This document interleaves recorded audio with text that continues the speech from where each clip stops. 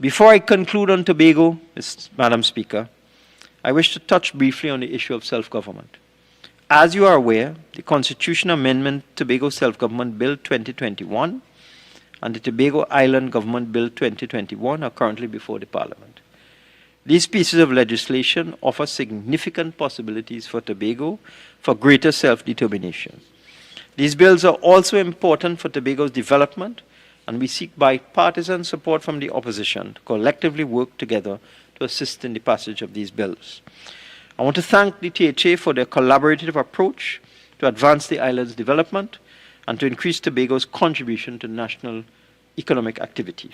I want to thank the Assembly for its open and thoughtful discussions, as well as its approach in seeking the input of stakeholders to inform today's budget.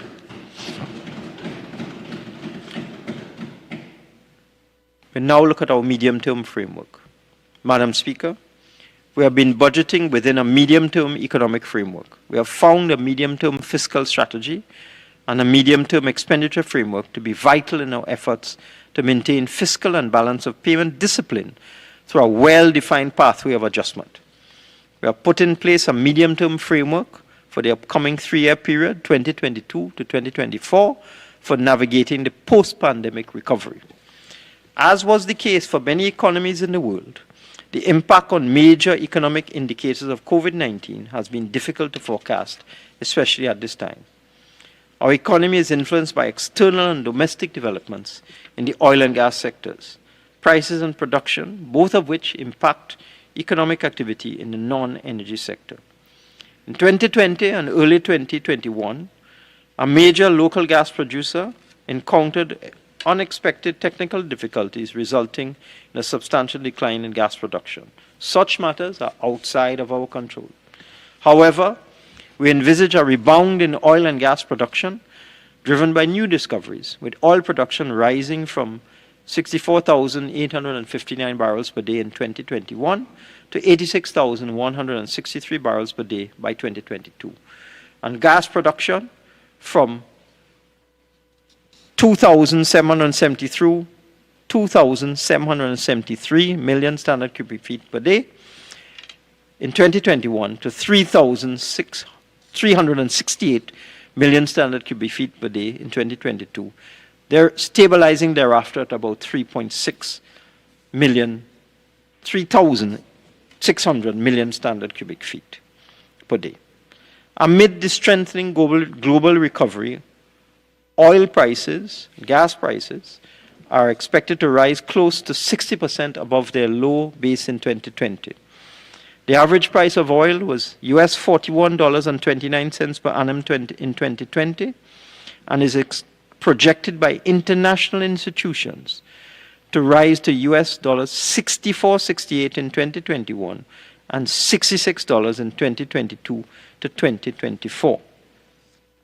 However, Madam Speaker, both the energy and non-energy sectors were affected by the global slowdown in economic activity resulting from the pandemic, as well as the developments in the oil and gas sectors. In 2020, the energy sector contracted by 12.2% and the non-energy sector by 5.6%, leading to an overall decline of 7.4% in real economic growth. Real economic activity is forecasted now to contract slightly in 2021, as non-energy sector activity is expected to decline at the same rate as the energy sector, 1%. Our measures taken to mitigate the spread of the virus and our success in administering the national vaccination program are expected to initiate a return to normalcy in the non-energy sector, with an expected pickup of 2.3% in non-energy sector growth. Strong economic recovery due to the coming online of major energy sector projects is expected to bring about energy sector growth of 13% in 2022, and with real economic growth of up to 5%. In 2023, the economy is expected to continue growing at a rate of 3%, owing to high growth in the energy sector due to improved production forecasts. We plan to return to a primary surplus on the fiscal accounts in 2023 and continue on that path of growth. Similarly, the overall balance on the fiscal accounts is expected to move from a deficit of 11% of GDP to an overall balance in 2024. This fiscal adjustment will lead to a stabilization of the public sector debt relative to GDP ratio in 2022-2023, and subsequently a downward trend in our debt to GDP ratio. The COVID-19 pandemic has had a significant impact on oil prices. The various benchmark prices started strong in 2020, averaging approximately $64 a barrel in January 2020. But they plummeted in the second quarter, closing at nearly $9 per barrel in April 2020, when the price of West Texas Intermediate fell into unprecedented negative territory. These are average prices. Prices recovered, and by June 2020, Brent prices averaged above $40 per barrel. This price increased to $50 a barrel by the end of 2020. Since that time, prices have fluctuated in a rising trend, reaching US $71 per barrel by August 2021. I dare say oil prices today, as I speak, are over $71 a barrel. In the context of rising oil demand, consequent on increasing COVID-19 vaccination rates and economic activity. The Organization of Petroleum Exporting Countries and partner countries have also contributed to the evolving trend in crude oil prices. In 2020, OPEC had cut oil production due to decreased demand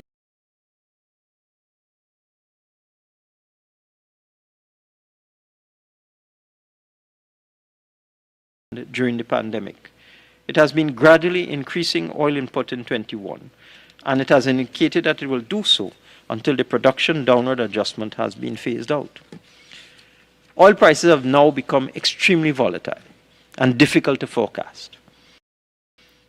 Who would have thought that oil might hit $80, Madam Speaker, just after a pandemic? But we have been reviewing consistently the in-depth analysis undertaken by the international institutions and the U.S. Energy Information Administration on the outlook for oil and gas prices.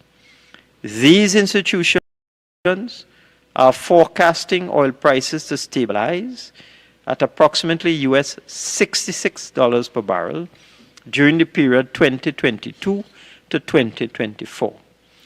Natural gas prices have been going through the roof recently, crossing $5 per MMBTU in the United States and $20 per MMBTU in the Far East. I believe that natural gas prices in the US reached $6 just a few weeks ago. But we have chosen to be conservative. To that end, we have decided that our assumptions for oil and gas prices are, for 2022, US $65 a barrel for oil and US $3.75 per MMBTU for gas for budget 2022. As a result of these assumptions, we anticipate that total revenue for 2022 will be $43.333 billion. And in order to maintain our economic momentum, we anticipate that expenditure for 2022 will be $52.429 billion. The fiscal deficit will be $9.096 billion, just about 5.8% GDP. Based on these assumptions, I repeat, total revenue $43.333 billion, oil revenue $12.614 billion, non-oil revenue $29.712 billion, capital revenue $1.006 billion. Total expenditure, net of capital repayments and sinking fund contributions, $52.429 billion. Fiscal deficit, $9.096 billion. The major allocations for 2022 will be education and training, $6.886 billion. Health, $6.395 billion. National security, 5.664 billion, and that includes the police.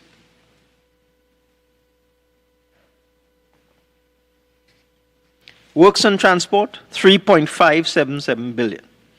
Public utilities, 2.671 billion. Rural development and local government, 1.656 billion. Agriculture, 1.249 billion. Housing, $610 million. In 2021, we will secure a range of financing options for the fiscal deficit. We'll tap into the domestic and international capital markets, as well as accessing facilities at the international institutions. Non-debt creating financing facilities are also being secured from our utilization of public-private partnerships and strategic asset sales. I turn now to the fiscal measures for 2022.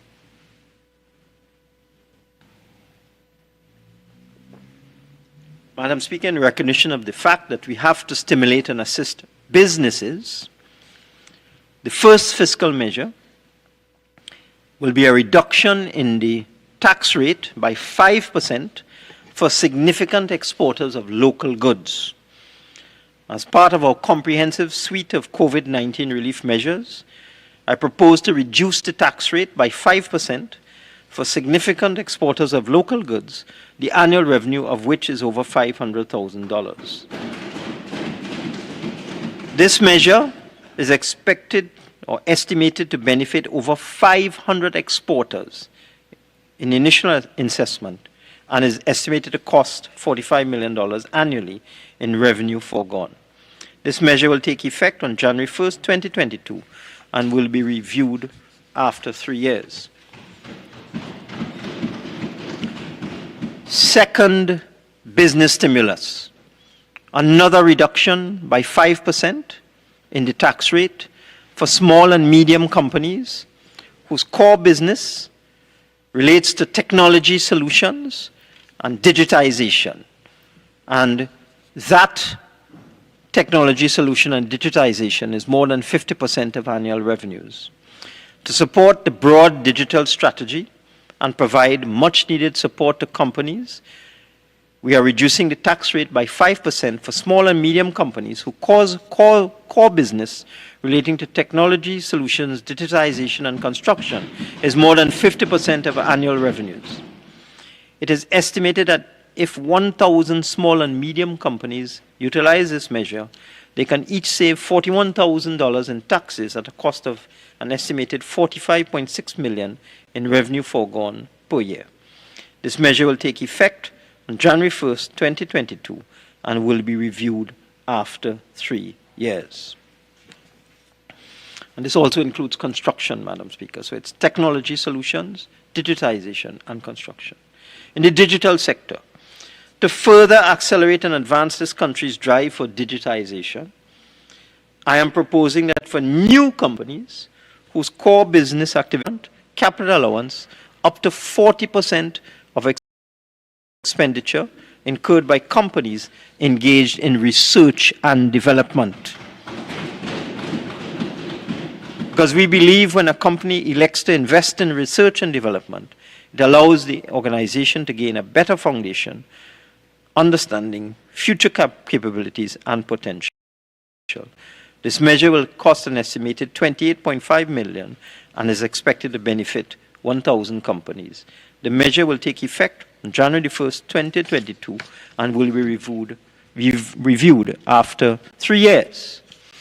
And moving towards the whole concept of carbon capture, Madam Speaker, for our country to develop its substantial hydrocarbon reserves, we have a lot of stranded oil and gas. We need agility and quick execution, which require sharp focus on competitiveness and sustainability.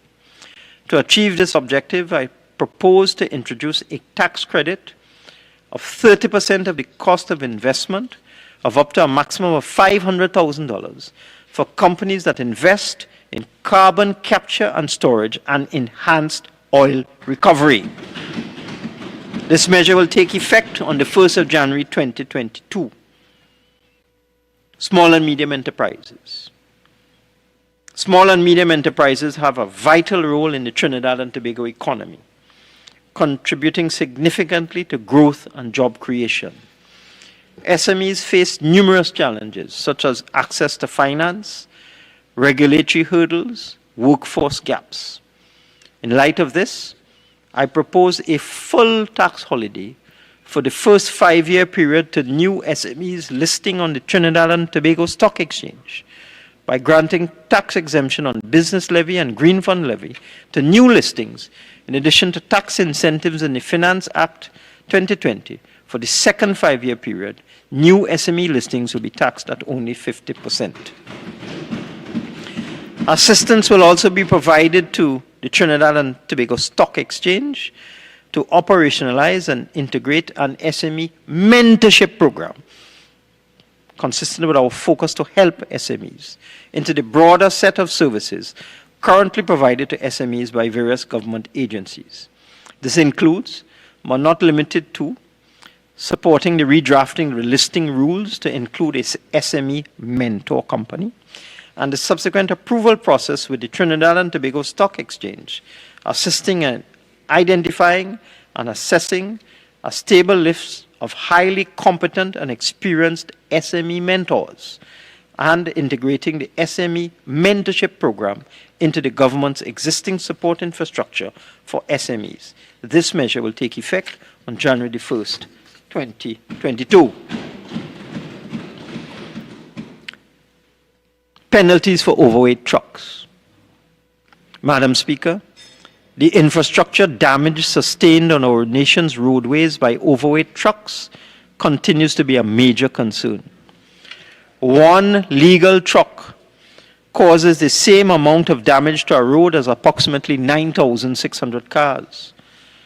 However, one truck overloaded by only 20% could cause the same amount of damage as 19,000 cars. A truck overloaded by 100% could cause the same damage as 18 legal trucks. To deal with this, the Ministry of Works and Transport has launched weight control stations at Caroni and Golconda. Weighing at these locations over the period October 2018 to March 2019 indicated that of the 126 trucks weighed, 94% of the vehicles weighed were overweight. 94%. 6% of which were overweight by more than 100% of their maximum gross weight. Currently, the fines under the Motor Vehicle and Road Traffic Enforcement and Administration Act are just $750 for this. I propose to increase the fine to $8,000. The measure will take effect on January the 1st, 2022.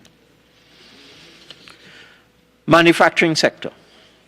To encourage development across the manufacturing sector, I propose to offer an incentive to companies of a 5% reduction in the tax rate.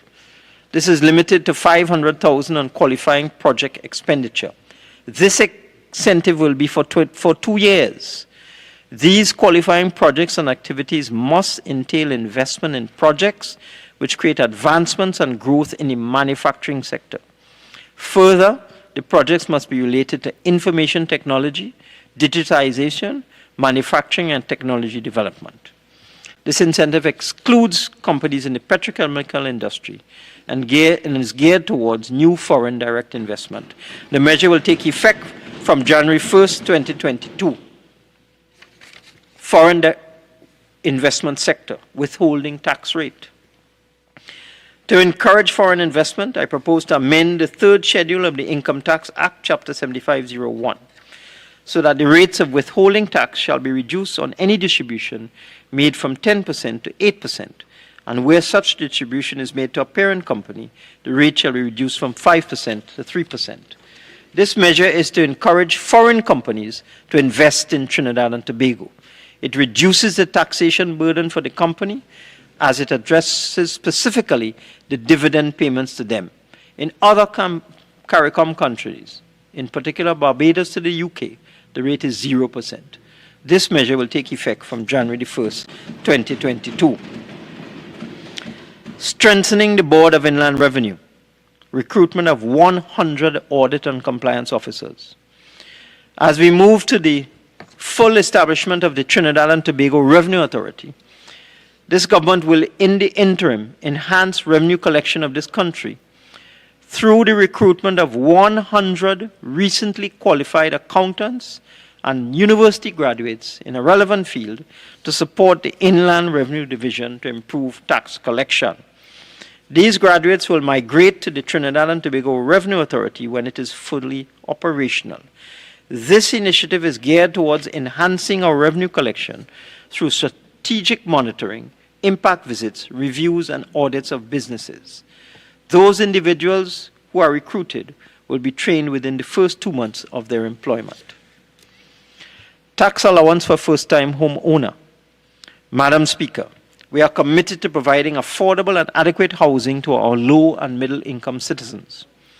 In light of the continued challenges facing such individuals as they seek affordable housing in a period of already high domestic property values, I propose to increase the first-time homeowner limit from $25,000 to $30,000 per household on mortgage interest paid in the year of income for first-time homeowners for 5 years with effect from the date of acquisition. We expect that this measure will generate significant investment in the private sector housing industry. It will cost the government $30 million per year in revenue foregone and will benefit 18,000 first-time homeowners. This measure will take effect on January 1st, 2022. Contributions to approved pension fund plan scheme, approved deferred annuity, tax saving plan, widows and orphans fund, national insurance payment. Madam President, at present, relief is granted for the annual contributions made by taxpayers up to $50,000 in respect of contributions to any approved retirement benefit scheme or approved pension fund plan. Premiums paid under an approved annuity plan, contributions by individuals under the Retiring Allowance Legislative Service Act from 1st January 1996, and contributions to National Insurance Scheme. I propose to increase the relief granted for these things from $50,000 a year to $60,000 a year. And this is to induce savings. This will impact over 100,000 persons and will take effect on January 1st, 2022. Electric vehicles. In keeping with the government's commitment to promote a green economy and reduce our carbon footprint, I propose to remove all customs duty, motor vehicle tax, and value-added tax on the importation of battery-powered electric vehicles with an age limit on imported used battery-powered electric vehicles of 2 years. This measure will take effect from January 1st, 2022 and will be reviewed after 2 years. Heritage conservation. Madam Speaker, we must design mechanisms that promote development for restoration and preservation of heritage properties for the benefit of future generations. In this context, I propose to provide a 150% tax allowance of up to $1 million on corporate sponsorship to heritage properties under the oversight of the National Trust. It is anticipated that this will encourage the maintenance and restoration of heritage properties throughout the country, including the Holy Trinity Cathedral, Queen's Royal College, Reform Village Shiva Mandir, Irie Village Masjid, Brigham Hill Lighthouse, and the Banwari Burial Site. All of these properties require specialized heritage management and have the potential of increasing the heritage tourism product. This measure will take effect from January 1st, 2022. Specified therapy equipment, hearing impaired, visually impaired, physical mobility disabilities, disability, safety, peripheral,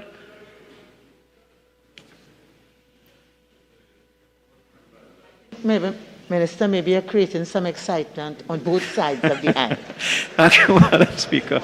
I know they weren't expecting that. Specified therapy equipment, hearing impaired, visually impaired, physical mobility disabilities, disability safety peripheral and communication devices. This government is committed to providing all necessary support and aid to persons with disabilities. I propose to remove all value-added tax and customs duty on specified therapy equipment, hearing impaired, visually impaired, physical mobility disabilities, disability safety peripherals, and communications. This measure will assist persons with disabilities to purchase the required peripherals and equipment at a reduced cost.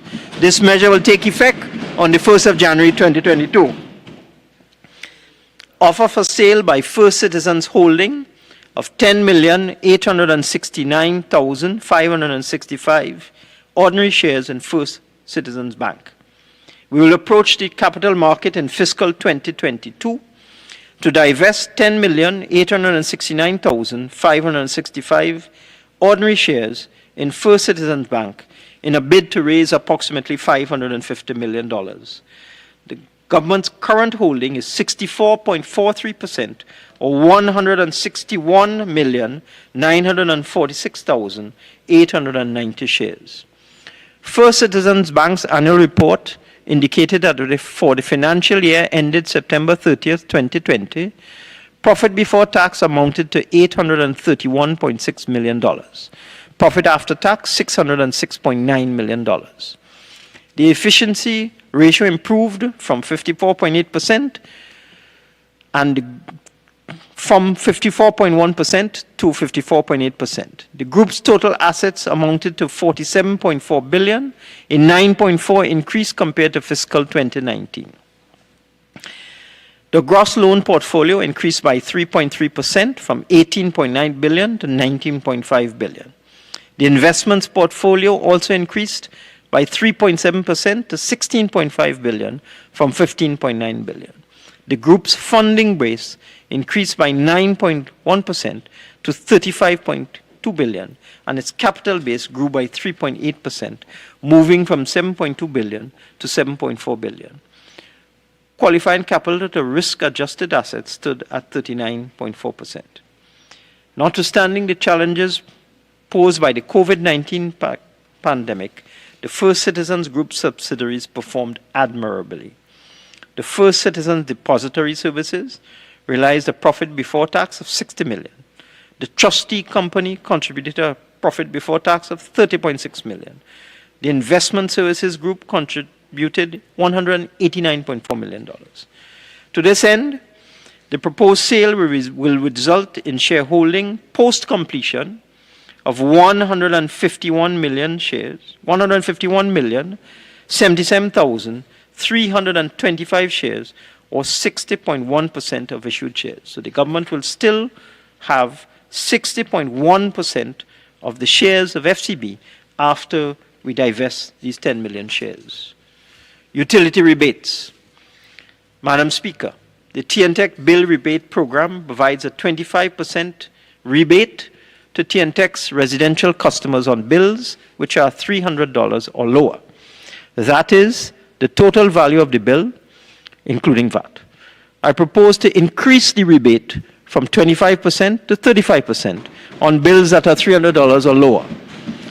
This would affect 210,000 households at an additional annual cost to government of $25 million. This measure will take effect from the 1st January 2022. Madam Speaker, I also propose to appropriately offset